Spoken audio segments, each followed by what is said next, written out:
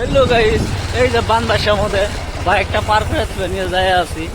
তো দেখেন এই কষ্ট করে বাইক পার করতেছি।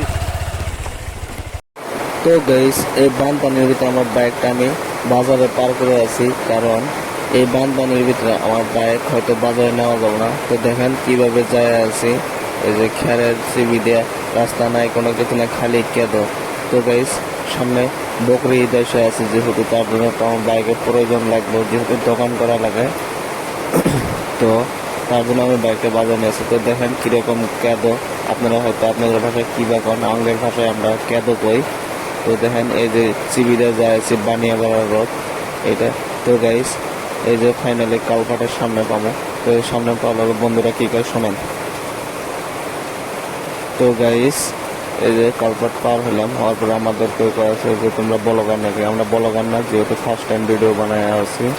তো গাইস, এই যে গাড়ি পুরো স্পিডে যাওয়া আছি, স্পিডে যাওয়ার পরে আপনাদেরকে দেখাবো মোদির কিরকম উন্নতি। তো দেখেন কেঁদোগুলো দেখতে থাকেন।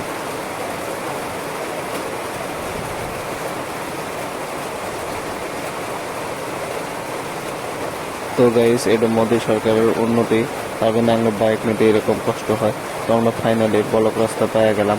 বলক রাস্তার পরে বানিয়াপাড়া যে নতুন ব্রিজটা হয়েছে, বিলাসীপাড়া তো হাতিবোতা, এই ব্রিজে যে সামনে জাস্ট পাইলাম আর কি। তো ব্রিজের উপরে ভিউগুলো দেখেন কিরকম লাগে, আপনাদেরকে দেখায় আছি ক্যামেরা ঘুরে। তো আমার দেখলো আমার ভাই যায় আছে, দেখেন পুরো রাইড করে আছে। তো গাইস, ফাইনালি লাস্ট মাথায় পেলাম, হাত ছেড়ে দেবো বাইক চালায়। তো দেখেন কিরকম ভিউগুলো, আসলে ভালো। তো আজকের ব্লগ এই পর্যন্তই শেষ।